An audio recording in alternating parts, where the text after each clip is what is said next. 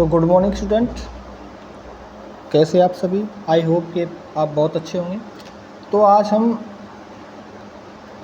एक वीडियो के माध्यम से जानेंगे कि अपनी जो ई-केवाईसी होती है, यानी कि जो टैबलेट्स के लिए जो ई-केवाईसी होती है, आप वो कैसे कर पाएंगे ऑनलाइन।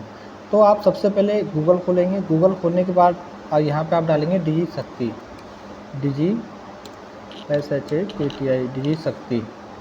शक्ति पर आप जैसे आप डालेंगे तो सबसे पहला ये पोर्टल ऊपर है, तो सबसे पहली वाली जो लिंक है आप इस पर क्लिक करेंगे। जैसे आप क्लिक करेंगे तो थोड़े समय के बाद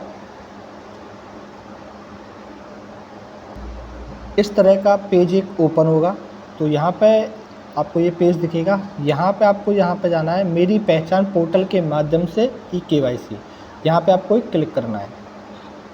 जैसे आप क्लिक करोगे तो आपको एक ऐसा पेज ओपन होगा।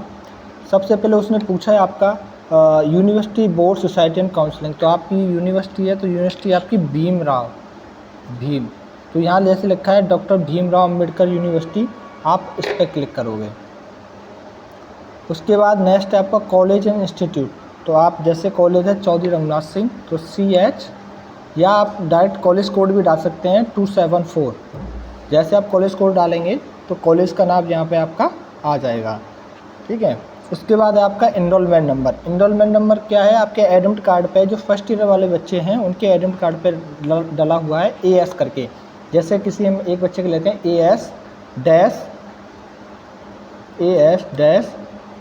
25116875। मैंने किसी एक बच्चे का जो है एनरोलमेंट ले लिया है। सभी का एनरोलमेंट डिफरेंट होगा। और उसके बाद एनरोलमेंट डालने के बाद आप यहाँ पे जो कैप्चर दिया हुआ है आप उस कैप्चर को यहाँ पे फिल करेंगे,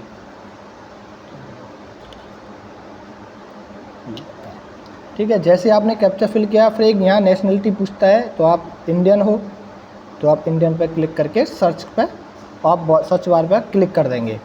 जैसे आप सर्च बार पे क्लिक करेंगे, थोड़ा सा नीचे स्क्रॉल करेंगे तो आपको ये जो लिंक दिखाई दे रखी है, जो पेंडिंग, इस बच्चे की पेंडिंग है, इसने अभी अटेम्प्ट नहीं किया है, ठीक है। तो अब वेरीफाई ऑप्शन यहाँ पे आ रहा है, जैसे verify for the login using e प्रमाण मेरी पहचान, आप इस पर क्लिक करेंगे।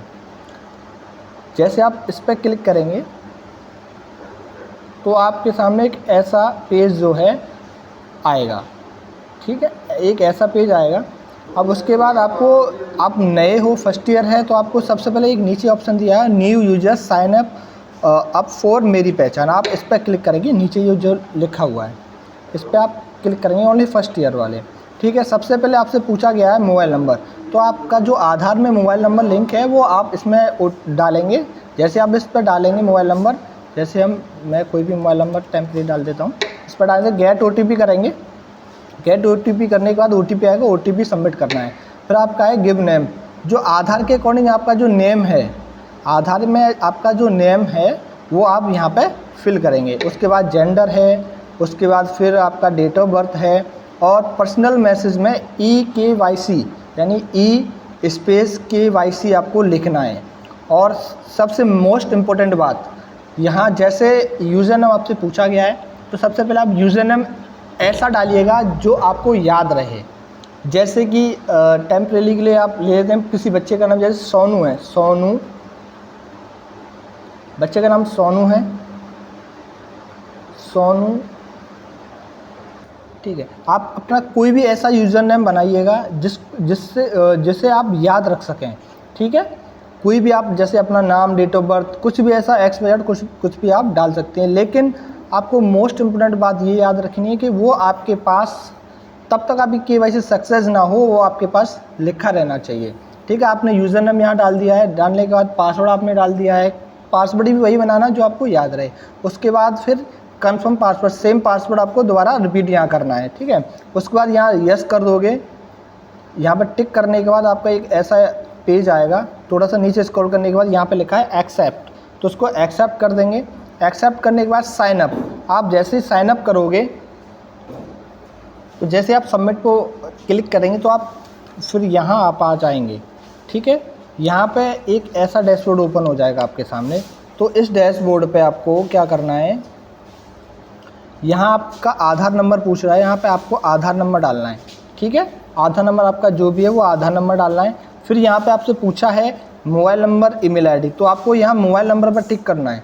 मोबाइल नंबर पे आपको यहाँ पे टिक करना है। टिक करने के बाद फिर यहाँ एग्री करने के बाद जो कैप्चर दिया हुआ है उसको आप फिल कर देंगे।